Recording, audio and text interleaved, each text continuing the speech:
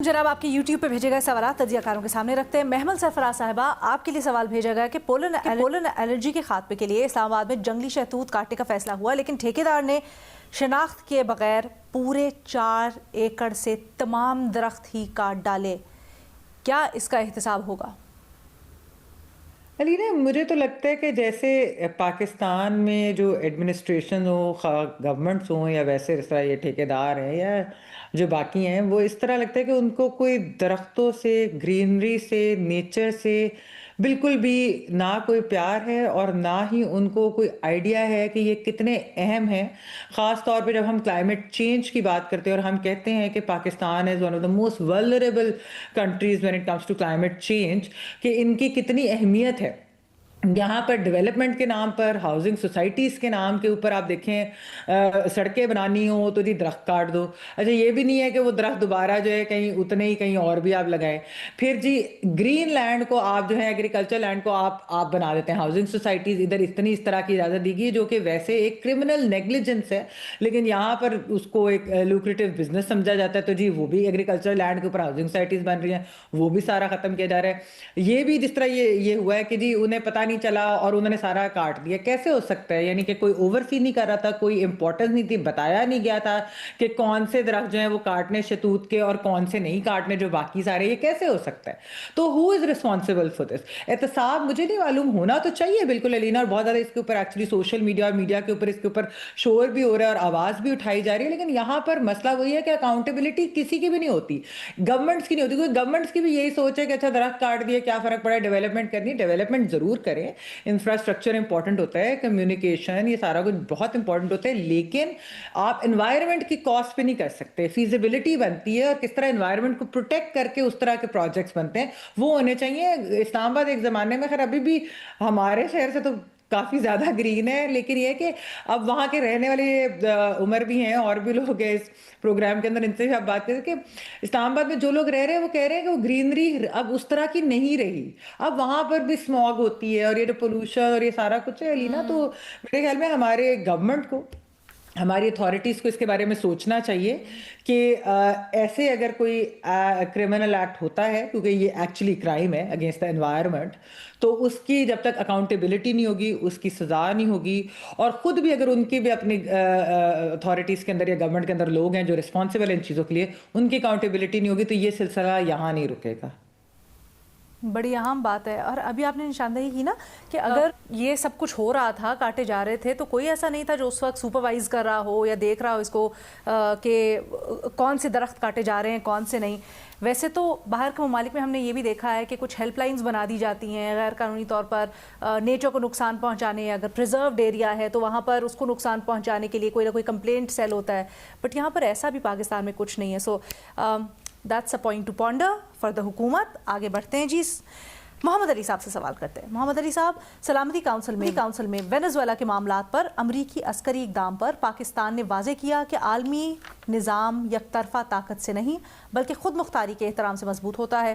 पाकिस्तान ने UN charter की खिलाफ वर्जी पर तशवीश का इजहार करते हुए उसूली मौक़िफ़ अपनाया है। कैसा लगा आपको पाकिस्तान का रद्द अमल सर?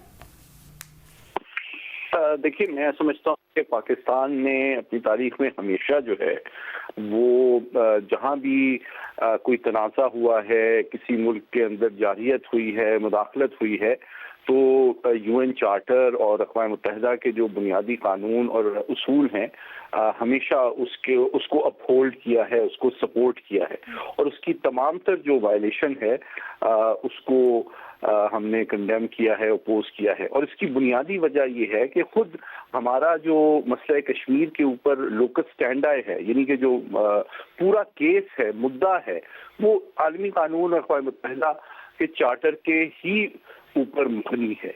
इसलिए हम हमारे उसूल के साथ साथ कौमी मफाद में भी ये है कि जहाँ भी कोई जाहिरियत हो, मुदाखलत हो, हम हमेशा उसको अपोज करते रहें, चाहे शाम हो, चाहे फ़लस्तीन हो, चाहे कश्मीर हो, चाहे बोस्निया हो। तारीख में हमेशा हमने किया है। اور اس وجہ سے ہم اقوام متحدہ میں ایک عالمی برادری کا، گلوبل ساؤتھ کا بھی بڑا اعتماد اور احترام انجوائے کرتے ہیں. اور میں سمجھتا ہوں کہ یہ پاکستان کی جو سفارتکاری ہے اور ہماری عوام کی جو سوچ ہے، اس کی یہ جو ہمارا موقف تھا وہ اس کی آئینہ داری بھی کر رہا تھا. تھینک یو سو مچ سعید صاحب. عمر چیمہ صاحب، سر آپ کے لیے سوال ہے، سوشل میڈیا پر ایک رجحان تیزی سے بڑھ رہا ہے جہاں پر سرکاری افسران کی ویڈیوز نظر آتی ہیں ہمیں بہت زیادہ، خاص کر یونیفارم میں موجود جو سرکاری افسران ہیں وہ. اب مختلف اس میں ہمیں نظر آتی ہیں اگزامپلز. ایک وہ ہیں جو آگہی کے لیے معلوماتی مواد کے ذریعے لوگوں کو فیسیلیٹیٹ کرنے کے لیے کانٹینٹ بنا رہے ہوتے ہیں. دوسری ہمیں نظر آتی ہیں کچھ ایسے افسران جو کہ ذاتی تشہیر کے لیے یا پھر کچھ اس طرح کی کر رہے ہوتے ہیں کانٹینٹ کریٹ جو کہ صرف پبلک کے لیے انٹرٹینمنٹ کا باعث ہو، اس سے زیادہ کچھ نہیں. تو اس سے متعلق یہ جو دو مختلف ماڈلز ہمیں اس وقت نظر آ رہے ہیں سوشل میڈیا کے اوپر، کیا آپ سمجھتے ہیں حکومت کو کچھ کرنا چاہیے، کوئی پالیسی ہونی چاہیے، یا آپ کی اس کے اوپر کیا رائے ہے؟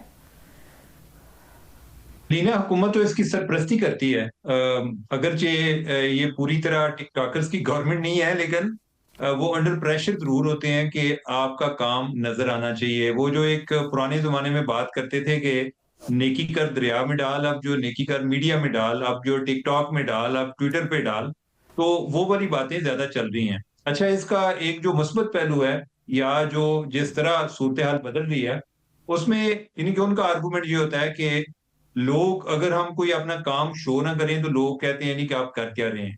تو لوگ جو ہیں وہ زیادہ تر آپ کو وہ کہتے ہیں کہ don't talk show your work. تو اس کے لیے جو انہوں نے ایک طریقہ اختیار کیا ہوا ہے وہ ویڈیو بنانے کا ہے. لیکن جیسے کوئی ایک بیلنس رکھنا بڑا مشکل کام ہوتا ہے. اب انہوں نے یہ سمجھا کہ اصل چیز ہماری وہی ریکارڈ ہوگی جو کہ ایک ویڈیو میں آ جائے گی، اور اس میں وہ ایکٹر زیادہ بن گئے ہیں، وہ سرونٹ کم رہ گئے ہیں. اس میں انہیں یعنی وہ اگر خود ویڈیو نہیں بنا رہے ہوتے تو دوسروں کی ویڈیوز دیکھ رہے ہوتے ہیں کہ وہ لوگ کس طریقے سے ان کی ویڈیوز وائرل ہو رہی ہیں. تو وائرلٹی کا جو ایلیمنٹ ہے نا وہ اب زیادہ ہو گیا ہے. ایک سنجیدگی ہے اپنے کام سے، جو کمٹمنٹ ہے وہ کم ہوتی جا رہی ہے. آپ نے بھی کوئی افسران کا جس طرح کہ آپ نے ذکر بھی کیا، تو یہ ایک اوور آل اس کا ایک ہمیں نقصان زیادہ ہو رہا ہے. یعنی کہ اب زیادہ توجہ ہے وہ کیمرے پر ہے کہ اگر کوئی کام جب بھی کرنا ہے، اگر وہ کیمرہ ادھر نہیں تو ان کو لگتا ہے کہ جیسے کام ادھورا ہے. تو یہ اس کا کیا حل ہو سکتا ہے؟ یہ تو حکومت کو چاہیے، یا کوئی بجائے اس کے کہ ایک جو ڈی پی او ہے صرف اسی کے کنٹرول میں ہو کہ بھئی کب ویڈیو بنانی ہے کب نہیں بنانی. یہ کوئی کنٹرول چینج ہونا چاہیے.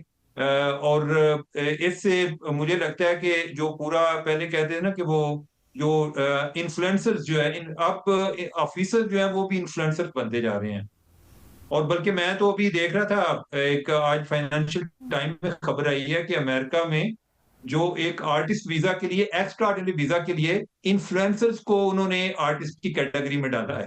کہ تو لہٰذا یعنی کہ اگر انسینٹیو دیکھیں تو انفلوئنسر کا بڑھتا جا رہا ہے، اور اس سے جو نقصان ہوگا وہ یہ ہوگا کہ معذرت عمر چیمہ صاحب، جسٹ ایک دوسرا پرسپیکٹو چیمہ صاحب ایک آلٹرنیٹیو پرسپیکٹو ہے اس کا. سر اگر گڈ انفلوئنس ہے تو اس میں کیا قباحت؟ جیسے ہم دیکھتے ہیں کہ کافی دفعہ افسران قوانین سے متعلق آگہی دیتے ہیں، کافی افسران یہ بتاتے ہیں کہ اگر آپ ایف آئی آر درج کروا رہے ہیں تو اس میں کیا کیا ہو سکتا ہے. عمومی طور پہ ہمیں اس طرح کی یا عام انسان کو اس طرح کی انفارمیشن نہیں ہوتی تھی جو اب اس کو مل رہی ہے. تو اچھا انفلوئنس بھی تو ہے. آپ نے بالکل درست بات کی ہے. سوشل میڈیا کا ایک اگر اس کو ایجوکیشنل پرپز کے لیے استعمال کیا جائے تو یہ بہت اچھی چیز ہے، لرننگ کے حوالے سے بہت اچھی چیز ہے. اصل میں چیلنج یہ ہے کہ آپ وہ بیلنس کیسے رکھ پاتے ہیں. کیا آپ اپنی ذاتی تشہیر کے لیے استعمال کر رہے ہیں یا کہ ایک عوام کی ایجوکیشن کے لیے استعمال کر رہے ہیں؟ یہ چیز امپورٹنٹ ہے. میں بیلنس کی بات کر رہا ہوں. میں تو یہ کہہ رہا ہوں کہ ابھی لوگ جو ہیں جب تک آپ کی اگر کوئی ویڈیو نہ ہو تو لوگوں کو آپ نظر نہیں آتے، لیکن وہ اتنی obsession اتنی بڑھ گئی ہے کہ وہ ویڈیو کے علاوہ کوئی کام کرنے کو تیار نہیں ہوتے.